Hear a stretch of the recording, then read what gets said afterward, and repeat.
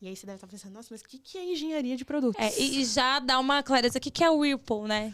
O que é o Whirlpool? É isso. A Whirlpool é uma empresa, é uma multinacional, é americana, que ela faz a parte de produtos ali de bens de consumo. Aqui no Brasil é quem faz os produtos da Consul, da Brastemp e também da KitchenAid. E é muito engraçado, porque eu conheci a Whirlpool não por conta da Consul e da Brastemp, mas por conta da KitchenAid.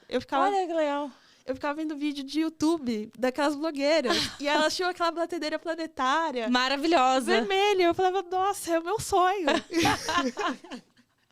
Meu sonho de ter uma batedeira planetária vermelha. Não, e eu lembro até que na minha entrevista de estágio eu perguntei se eles davam uma batedeira planetária para os funcionários, sabe? Sabe o Welcome Kit? Vem uma batedeira planetária, por favor. Quem faz isso? Maravilhoso. Ai, Jesus. O Léo, que foi a pessoa que me entrevistou, né? Que foi meu gestor, inclusive. Léo, obrigada, viu, pela oportunidade, porque eu não sabia. Eu achava que... Eu via aquela batedeira e falava, gente...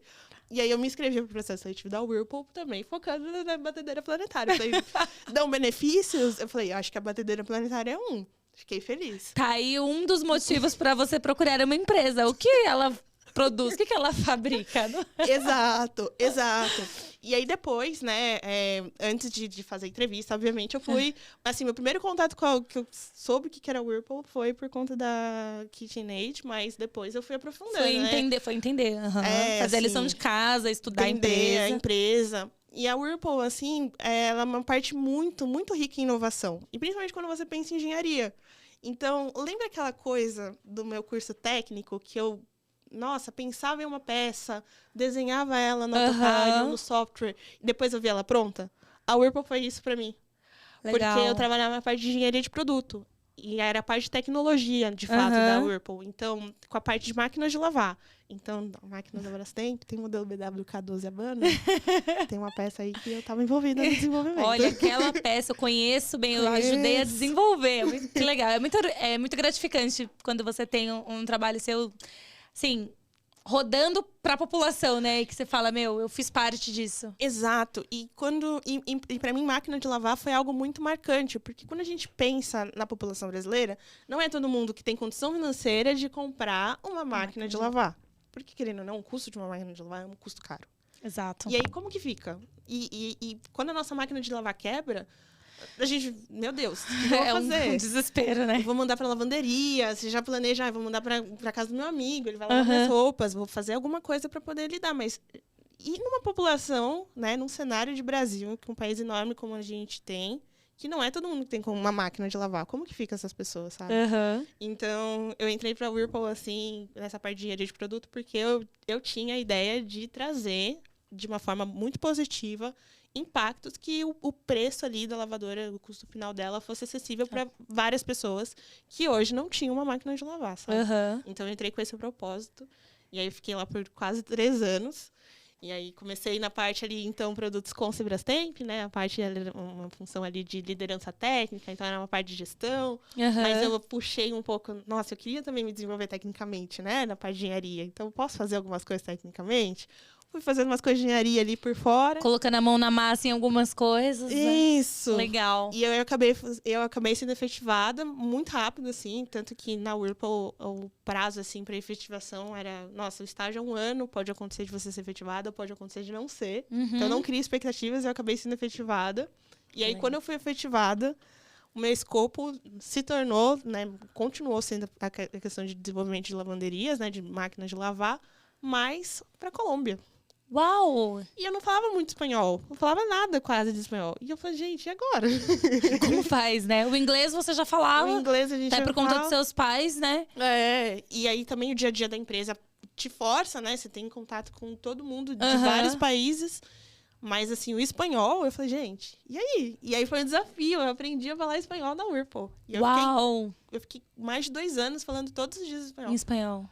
E aí, aprendendo, fazendo curso. A melhor coisa de você aprender é você conseguiu fazer um intercâmbio sem sair do Brasil, né? Porque a melhor forma de você, de fato, aprender o idioma, e aí pra gente que não tem uma segunda língua como obrigatória, é muito difícil, porque a gente passa a educação básica, a educação regular toda com um idioma.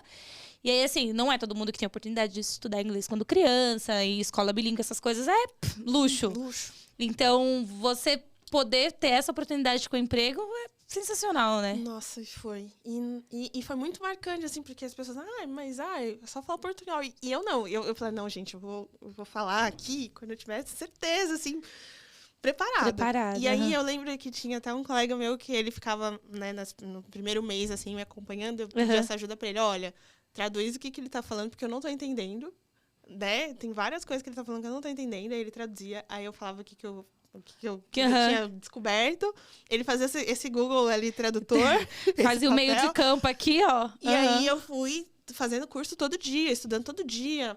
Imersão, assim, absurda pra poder, de fato... E aí depois foi muito legal, assim. E aí já era, E aí depois já foi. Ai, que delícia. E aí eu fiquei lá por quase 3 anos. E aí eu brinco que o bichinho da agilidade, ele me picou, porque eu comecei a estudar a parte de metodologias ágeis. Né? Como que a gente consegue aplicar isso no nosso mundo? E aí eu fui trabalhar numa empresa que desenvolvia software para e-commerce. Foi o meu primeiro contato com produtos digitais. Então, eu comecei minha carreira com desenvolvimento de produtos, mas produtos físicos. E aí, como foi essa... Porque aí você via o produto aqui, né? Você falava, bom, vou desenvolver um copo, saía o copo. Exato. Tipo, entrava na esteira. O desenho, saía o copo no final. Como foi pra você esse contato com o digital? Nossa, assim, a minha cabeça... Ela dá uma explodida muito grande. Porque, assim, o ciclo de desenvolvimento de uma lavadora, ele dura, em média, quase 2 anos. E aí, por quê? Porque tem muitos testes. Você também não quer que uma lavadora exploda na casa do consumidor, né? Tem toda essa questão de segurança. E aí, quando você começa a estudar metodologias ágeis, você começa a ver que tem oportunidades, assim, de trazer agilidade para vários processos e que você consegue gerar valor de forma incremental. Você não precisa esperar a lavadora estar pronta para poder se gerar valor. No caso de produtos físicos, não tem muito como mudar, né? É esse o cenário. Porque não dá para pôr só a carcaça e depois vir com a outra parte dela, não dá, né? Para montar aos poucos. Não dá. E aí, quando eu comecei com essa parte de produtos digitais, eu falei, gente... um novo mundo, descobri. Dá para fazer isso. E eu lembro até que o meu gestor na época, o Juliano, é que o nome dele é Juliano Barbosa. Aí, Juba, maravilhoso o apelido. E aí, o Juba, eu lembro que na época, quando a gente tava conversando e tudo, eu falei, olha, eu não sei muito sobre essa parte de metodologias ágeis, nunca fiz gestão de produtos ágeis, de produtos tipo digitais, mas eu tô na vibe de aprender. E aí? E aí ele falou assim, nossa, bora. Vambora. Você tem uma bagagem legal, vai ser legal. E foi um casamento muito, muito, muito legal. Porque eu tava com essa parte de desenvolvimento de software para e-commerce, então eu trabalhava numa empresa que era parceira da Vetex.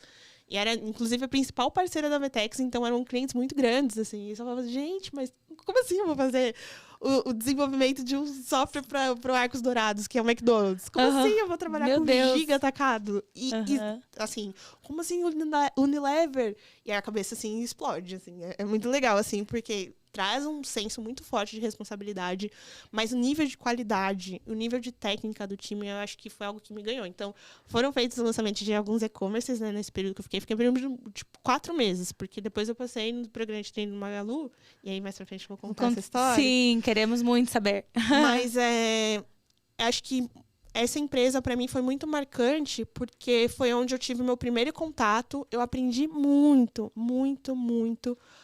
O time era um time técnico, assim, excelente. Eu aprendi demais. E eles eram muito bons, assim, no sentido de partilhar esse conhecimento, sabe? De, não, você não vai estar sozinho, a gente vai te ajudar, vamos construir esse negócio e você vai gostar muito.